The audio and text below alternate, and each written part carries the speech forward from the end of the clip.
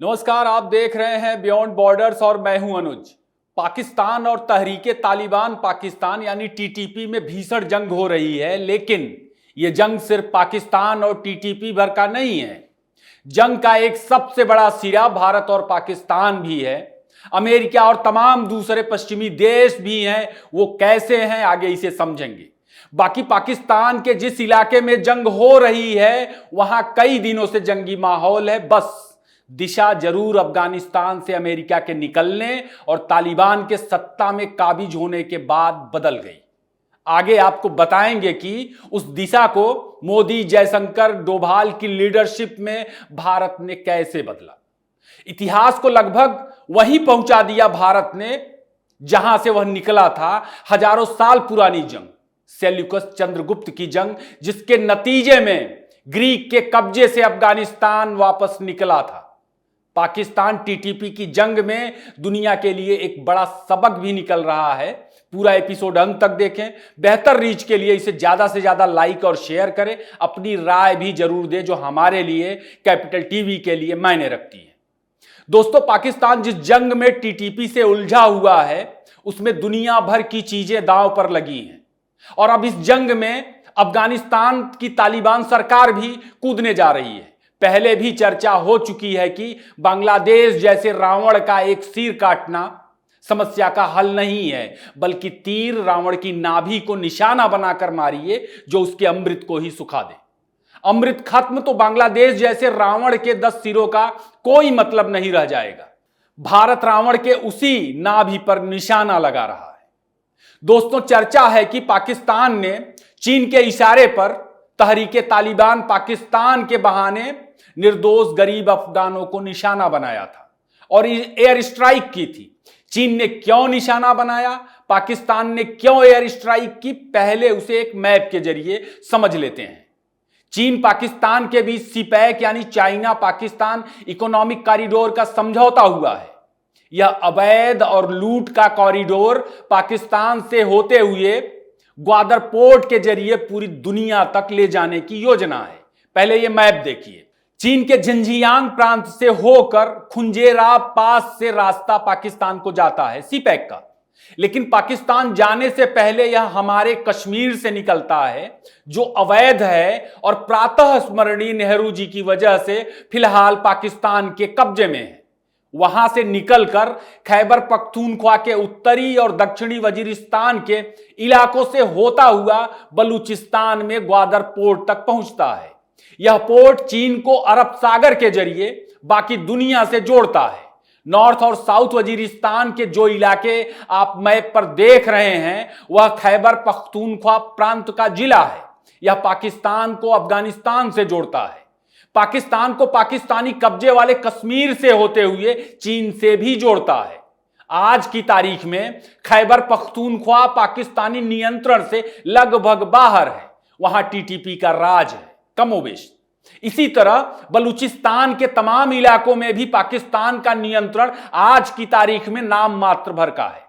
नक्शे पर पाकिस्तान की बस इतनी सी अहमियत है दोस्तों, जो आपको दिख रही होगी। अंग्रेजों ने इसी वजह से पाकिस्तान को काट कर रातों रात भारत को आजाद कर दिया था और इसी लोकेशन की वजह से पश्चिमी दुनिया अपने एजेंटों के जरिए भारत, अफगानिस्तान, बलूचिस्तान को मनमाने तरीके से निचोड़ती रही है। यह पश्चिमी दुनिया कोई और नहीं, उन्हीं ग्रीक्स की वंश परंपरा से है जिन्होंने कभी ईरान को तहस नहस कर दिया था, अफगानिस्तान पर कब्जा कर लिया था और भारत भी उनकी योजना में था।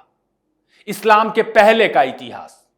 दोस्तों, सीपैक के कुछ रास्ते ओल्ड सिल्क रूट में भी आते हैं। बाकी भारत हजारों साल पहले शेरशाह सूरी के जीटी रोड से भी पहले अफगानिस्तान के रास्ते दुनिया भर से जुड़ा हुआ था। खैबर पख्तूनख्वा का इलाका इतिहास प्रसिद्ध गांधार का वही इलाका है जो ऐतिहासिक और सांस्कृतिक रूप से अफगानिस्तान के ज्यादा करीब है, ना कि पाकिस्तान के। ग्वादर के ठीक बगल में मैप पर आप देख रहे होंगे ईरान का चाबहार पोर्ट भी है। यह दूसरा मैप देखिए। भारत अरब सागर के जरिए अजरबैजान और जॉर्जिया होते हुए यूरोप तक जा सकता है। वे लोग भारत आ सकते हैं। अफगानिस्तान तुर्कमेनिस्तान के रास्ते मास्को आने जाने का रास्ता है।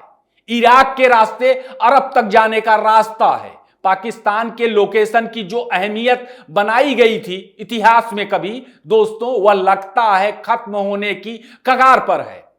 किसी को आज के पाकिस्तान की जरूरत नहीं सिवाय चीन और पाकिस्तान के पंजाब वाले हिस्से को। अतीत में पाकिस्तान ने भारत से अपनी पाखंडी मजहबी घृणा में इसी लोकेशन की मांडवली की थी। पश्चिमी देशों के इशारे पर अफगानिस्तान को जहन्नुम बना दिया था। टीटीपी जैसे संगठनों को पैदा कर पाकिस्तान बादशाह बनने की फिराक में था। वक्त का हिसाब देखिए, आज उसकी कीमत पाकिस्तान बखूबी चुका रहा है। अब चूंकि चीन अमेरिका और पश्चिमी दुनिया का नंबर 1 दुश्मन है, तो जाहिर है कि चीन के सिवाय पाकिस्तान की किसी को भी जरूरत नहीं है। चीन बिना भारत की अनुमति के, बिना अफगानिस्तान की रजामंदी के उस इलाके में कुछ भी नहीं कर सकता। उसे प्राचीन सिल्क रूट वाला रवैया अपनाना होगा, क्योंकि चीन को यह जान लेना चाहिए कि दुनिया का बाप वह नहीं है, वह भारत ही है। सीमा पर लाइन खींच देने भर से दोस्तों कोई देश नहीं बनता। इसी खूबी की वजह से ग्रीक से लेके अरब तक भारत में घुसने की कोशिश करते रहे हैं।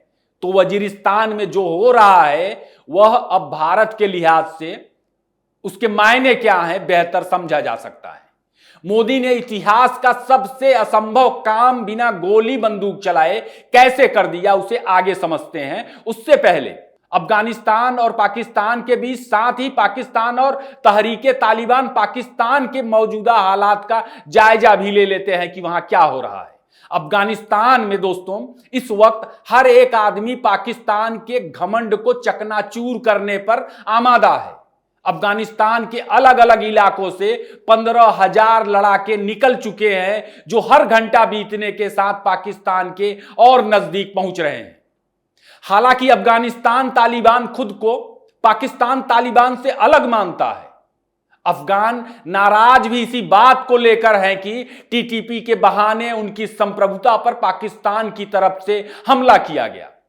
उधर पाकिस्तान के अंदर टीटीपी के करीब 30,000 से ज्यादा लड़ाके अलग अलग इलाकों में मोर्चा लिए हुए हैं और महीनों से मोर्चे पर हैं। टीटीपी में छोटे छोटे कई समूह हैं। खम्मा प्रेस के मुताबिक शुक्रवार को टीटीपी के लड़ाकों ने मिराली एरिया में करीब 11 पाकिस्तानी सेना के जवानों को ठोक दिया। एक मेजर को भी ठोके जाने की खबर है। यह भी कहा जा रहा कि पाकिस्तानी जवान टीटीपी लड़ाकों के खौफ में मैदान छोड़ के भाग रहे हैं। अफगानी सोशल मीडिया पर 1971 में पाकिस्तानी सेना के सरेंडर के वीडियो साझा कर उनके मजाक उड़ाए जा रहे हैं। सोशल मीडिया पर कुछ विजुअल के जरिए दावा किया जा रहा है कि अफगानी तालिबान के लड़ाकों का जत्था पाकिस्तान की तरफ तेजी से बढ़ रहा है। लड़ाकों के कारवां में छोटे छोटे समूह जुड़ते जा रहे हैं। यह मार्च पाकिस्तानी एक्शन के बाद अफगान तालिबान की बदला लेने की घोषणा के बाद शुरू हुआ है। जाहिर है कि पाकिस्तान में इन चीजों का खौफ गहरा है। हर तरफ डर का माहौल है, वह चाहे पाकिस्तानी प्रधानमंत्री हो या फिर सेना के अफसर या जवान, सबका हाल एक जैसा है। खौफ ऐसा है कि घंटों बीत जाने के बावजूद पाकिस्तान से कोई वीर बहादुर यह कहने की हिम्मत नहीं जुटा पा रहा कि उसने अफगानिस्तान में घुस के एयर स्ट्राइक की थी। उधर यूनाइटेड नेशंस के रिचर्ड बेनेट ने अफगानिस्तान में निर्दोषों को निशाना बनाकर हुए हमले की कड़ी निंदा की है। इसका मतलब है कि दुनिया यह मान रही है कि पाकिस्तान ने अफगानिस्तान में घुसकर एयर स्ट्राइक की थी। शहबाज शरीफ भी डरा हुआ है और अब अफगानिस्तान की सरकार से मिन्नतें कर रहा है कि टीटीपी को रोक लीजिए। हमला करने के बाद शहबाज शरीफ अब इस कोशिश में है कि चीजें बातचीत से हल हो जाए, क्योंकि चीजें खराब दिशा में जाती दिख रही हैं। जबकि अफगान तालिबान का कहना है कि उसकी जमीन का इस्तेमाल किसी भी देश के खिलाफ नहीं किया जाएगा और अगर किसी देश ने उसके खिलाफ जाने की कोशिश की तो वह उसे सबक सिखाएगा। पाकिस्तान को सबक सिखाने के लिए अफगानिस्तान निकल चुका है। पाकिस्तान की हालत खराब है। अमेरिका मिसाइल योजना पर पाकिस्तान पर प्रतिबंध लगा रहा है। उसकी जो तमाम मिसाइल योजनाएं थी। पाकिस्तानी भिखारियों से परेशान दुबई वीजा ही अप्रूव नहीं कर रहा है, और तुर्की आज की तारीख में इतना तंग है कि भारत के मामलों को लेकर चुप बैठ गया है और शायद ही पाकिस्तान की मदद के लिए आगे आए।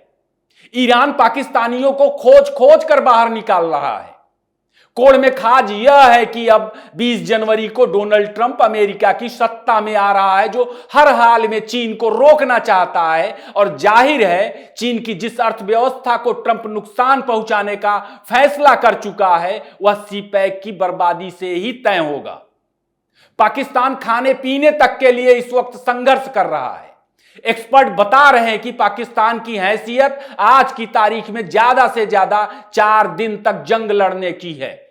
इसी पाकिस्तान से ट्रेनिंग लेकर बांग्लादेश का जिहादी मोहम्मद यूनुस भारत से जंग लड़ने की सोच रहा है। अब सवाल है कि पाकिस्तान की यह हालत कैसे हुई और इसमें भारत का योगदान कितना है। कोई और नहीं दोस्तों, पाकिस्तान की हरकतें जिम्मेदार हैं उसकी इस हालत के लिए। अफगानिस्तान से अमेरिका के जाने के बाद पाकिस्तान में जश्न मनाया गया था। पाकिस्तानियों की योजना थी कि वे अफगानिस्तान को एक उपनिवेश की तरह इस्तेमाल करेंगे। पाकिस्तानी ऐसे उछल रहे थे उस वक्त जैसे अफगानी उनके गुलाम हो। वे इस बात पे भी खुश थे कि अफगानिस्तान में भारत का जो अरबों खरबों रुपए का निवेश है वह बर्बाद हो जाएगा, और अफगानिस्तान का इस्तेमाल पाकिस्तान भारत के खिलाफ एक हथियार की तरह करेगा। लेकिन अफगानिस्तान ने उसी वक्त साफ किया था कि उसकी जमीन का इस्तेमाल किसी भी देश के खिलाफ नहीं होगा, और ना ही वह किसी देश का गैर वाजिब हस्तक्षेप अफगानिस्तान में बर्दाश्त करेगा। पाकिस्तानी योजनाएं ध्वस्त हो गई क्योंकि भारत ने अफगानिस्तान में 500 से ज्यादा प्रोजेक्ट उसे लूटने के लिए नहीं लगाए थे। भारत ने सड़क, बिजली, पानी, शिक्षा, स्वास्थ्य के लिए काम किया। वो काम किया जिसने सालों से जंग में परेशान अफगानियों का जीवन बेहतर बनाया। लोगों को स्वावलंबी बनाने की दिशा में भारत ने मदद की। कोविड महामारी में जब कोई अफगानिस्तान को पूछ नहीं रहा था, भारत ने उन्हें अनाज दिया, हर तरीके से मानवीय मदद दी। तालिबान जब सत्ता में आए तो उन्होंने पहली बार देखा कि किसी देश ने पहली बार उन्हें बेहतर बनाने के लिए काम किया। अफगान के क्रिकेट को भारत ने दुनिया की शक्ति बना दी। अफगानिस्तान इस बात की कल्पना तक नहीं कर सकते। भारत में जो अफगानी थे उनकी वजह से भी भारत की अच्छी चीजें तालिबान तक पहुंची। तालिबान तो भारत के साथ काम करने की जिद पर अड़ा हुआ है। भारत पर इतना उसे भरोसा है कि वह भारत की शर्तों पर काम करना चाहता है। और पाकिस्तान ने क्या किया? जब कोविड से दुनिया परेशान थी, पाकिस्तान ने अफगानियों को खोज खोज के खदेड़ा। सालों से रह रहे अफगानियों का, जो पाकिस्तान में थे, उनका रोजगार छीना गया, उनका सब कुछ लूट कर उन्हें भगाया गया, महिलाओं को बेइज्जत तक किया गया, उन्हें यानी अफगानियों को दोयम दर्जे का समझा गया, गुलाम की तरह उनके साथ व्यवहार किया गया। अफगानी दोस्तों कितना भी खराब हो मगर अपने सम्मान के साथ समझौता नहीं कर सकते। इसके लिए वे जान दे सकते हैं और किसी की जान ले भी सकते हैं। यह दुनिया को भी समझना चाहिए। कोई देश भले गरीब हो, कमजोर हो, मगर उसके सम्मान से खिलवाड़ करने से बचना चाहिए। पाकिस्तान पता नहीं किस घमंड में चूर था। इस्लाम की छड़ी लेकर अफगानिस्तान को हाँकना चाहता था। वह छड़ी जो अफगानियों के पास ज्यादा पुरानी है, ज्यादा इस्लामिक है, पाकिस्तान की तरह पाखंडी नहीं है। जाहिर है तालिबान अब रुकेगा नहीं, न तो टीटीपी रुकेगा। पाकिस्तान कई मर्तबा सीमा पार कर चुका है। जंग आज हो या कल, पाकिस्तान का नक्शा बदलना तय है।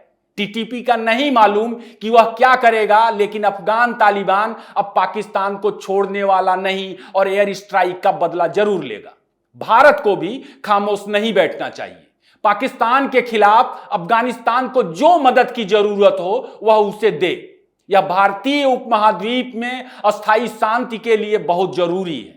पाकिस्तान के पाखंड का खात्मा बहुत जरूरी है। पंजाबियों ने पूरे पाकिस्तान को इस्लाम की छड़ी दिखाकर लूट का अड्डा बना दिया है और लोगों की हत्याएं कर रहा है। आज के लिए बस इतना ही। एपिसोड आपको कैसा लगा जरूर बताएं। इसे लाइक करें, शेयर करें। आपने इतना समय दिया, आपका बहुत बहुत धन्यवाद।